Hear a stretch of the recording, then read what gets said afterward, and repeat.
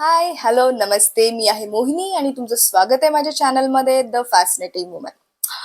बरं, आजचा व्हिडिओ ना थोडासा वेगळा आहे कारण की आज अपार्ट फ्रॉम शॉर्ट्स किंवा व्लॉग्स किंवा असंच काही माझ्या आयुष्यातल्या काही गोष्टी असेल त्या सांगण्या व्यतिरिक्त मी विचार करते की आजपासून मी एक मूवी रिव्ह्यू किंवा नॉट क्रिटिक्स मूवी रिव्ह्यूज किंवा web series reviews short film reviews आजकाल खूप चांगल्या चांगल्या शॉर्ट फिल्म्स येत आहेत वेब सिरीज येत आहेत आणि इतक्या साऱ्या येत आहेत की खूप वेळ मिळत नाही बाबा कोणती चूज करावी कोणती नाही चूज करावी. तर आय होप मी त्यात तुम्हाला हेल्प करू शकते की बाबा त्यांचे रिव्ह्यूज सांगून तुम्ही बघावी नाही बघावी. हा, ऍज पर तुमच्या आवडीनुसार ते तुम्हाला डिसाईड करणं आहे ट्रेलर कसा आहे किंवा काय आहे. पण स्टील ऍज अन ऍक्टर मला ती फिल्म किती काय शिकवून गेली किंवा मला त्यात काय आवडलं काय नाही आवडलं हे फक्त माझं ओपिनियन असेल जे की मी तुमच्यासोबत शेअर करेन.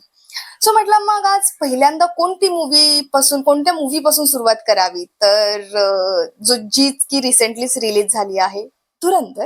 येस, ऑफकोर्स सगळ्यांनाच माहिती आहे आणि most of the you guys like तुम्ही बघितली असेल ही फिल्म आणि मी सुद्धा बघितली आहे. सो म्हणून म्हटलं की वाय नॉट की धुरंधर पासून सुरुवात करूया.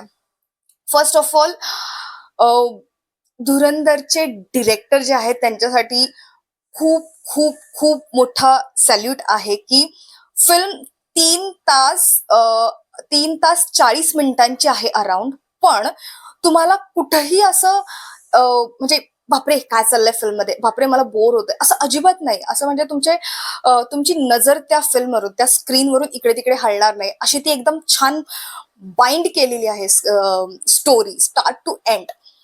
बरं, दुसरी गोष्ट त्याच्या फिल्म मध्ये ना मध्ये त्यांनी एक जे आपला 26/11चा जो हल्ला झाला होता मुंबईवरती ताज हॉटेल वगैरे, तर तिथले जे रिअल इव्हेंट्सचे जे काय म्हणतात ते जे रिअल ऑडिओ क्लिप्स आहेत ते जे त्यांनी स्क्रीनवरती दाखवले आणि रेड स्क्रीनवरती, oh my God oh my God, ते म्हणजे ती जी आयडिया किंवा ते जे दाखवलंय त्यांनी म्हणजे त्याच्याने असं झालं की बापरे किती ते ब्रुटल होतं, किती ते एकदम हिंसा चालू होती तिथं सगळी आणि तिथले लोक काहीच नाही करू शकत होते शिवाय होप की मी आज वाचेन वगैरे. आणि ते जे दाखवले त्यांनी एक वेगळा इम्पॅक्ट ऑडियन्स घेऊन जातोय त्या ती फिल्म ज्यावेळी संपते त्यावेळेस.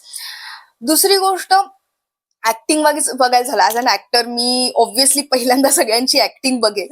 ऍज अन ऍक्टर बघायला झालं तर तुम्हाला माहितीच आहे अक्षय खन्ना सर आजकाल किती म्हणजे छा गए हैं वो इंस्टाग्राम पे, फेसबुक पे, यूट्यूब पे उनका एक दो जो वो जो सॉरी मी परत हिंदीमध्ये चालू झाली नाही. तर त्यांचे जे काही स्टेप्स आहेत ती इतकी फेमस झालेली आहे की प्रत्येक जण म्हणजे वा अक्षय खन्ना वा अक्षय खन्ना. आणि खरंच त्यांनी खूप छान काम केलेलं आहे, खूप छान काम केलेलं आहे. म्हणजे तो जो एसेन्स यायला हवा मूवी मध्ये की मस्त छान वाटला त्यांचं. दुसरे अजून अर्जुन रामपाल सर आहेत, त्यांनी सुद्धा म्हणजे भाई मी सांगितलं ना की स्क्रीनवरून त्या मूवी मधून तुमची नजर इकडे तिकडे नाही होणार. आर माधवन सर आहेत आणि रणवीर सिंग, अरे काय मस्त काम केलंय त्यांनी. म्हणजे फॉर एक्झाम्पल जो 26/11चा जो हल्ल्याचा सीन आहे एक त्याच्यामध्ये, सॉरी मी खूपच सांगतेय का नाही, ठीक आहे असू दे, ते सांगणं गरजेचं आहे मला असं वाटतं. आणि रणवीर सिंगनी जे इमोशन्स दिले तिथं, लाईक सरप्राईज, ते दुःख, ते काय समोर होते ते बघवत नाहीये पण तुम्ही तिथे अगर एजंट म्हणून तुम्ही स्पाय म्हणून गेलेला आहात तर तुम्हाला तिथं खुश आहे हेच दाखवणं गरजेचं आहे. तो जो प्रॉपर एक सिक्वेन्स त्यांनी तिथं घेतलाय, वा मस्त ऍक्टिंग केली आहे त्यांनी, मला खूप आवडला. बाकी बाकी बघायला गेलं तर सिरियसली हॅट्स ऑफ डिरेक्टर ज्यांनी ज्या प्रकारे screen presence each and every ऍक्टरला दिला, इच अँड एव्हरी कॅरेक्टरला दिला आहे. आणि स्क्रीन प्रत्येकासाठी तेवढी छान दिसते, तेवढे छान फ्रेम्स दिसतात सगळे, आणि तेवढ्याच चांगल्या पद्धतीने हा जो मुद्दा आहे त्यांनी सगळ्यांसमोर मांडला आहे आपल्या स्टोरी वाईज. बाकी आणि मेन सांगायचं झालं तर Mukesh Chhabra sir, Mukesh casting company, brilliant casting, brilliant. तुम्ही जर त्याचे ओरिजिनल फोटोज बघाल आणि त्याचे जे ऍक्टर्स आहेत ते बघा, ब्रिलियंट कास्टिंग. म्हणजे असं वाटतं की नाही, याच्याशिवाय हा दुसरा कोणी करूच शकत नाही हा रोल, अशी त्यांनी कास्टिंग शोधून काढलेली आहे.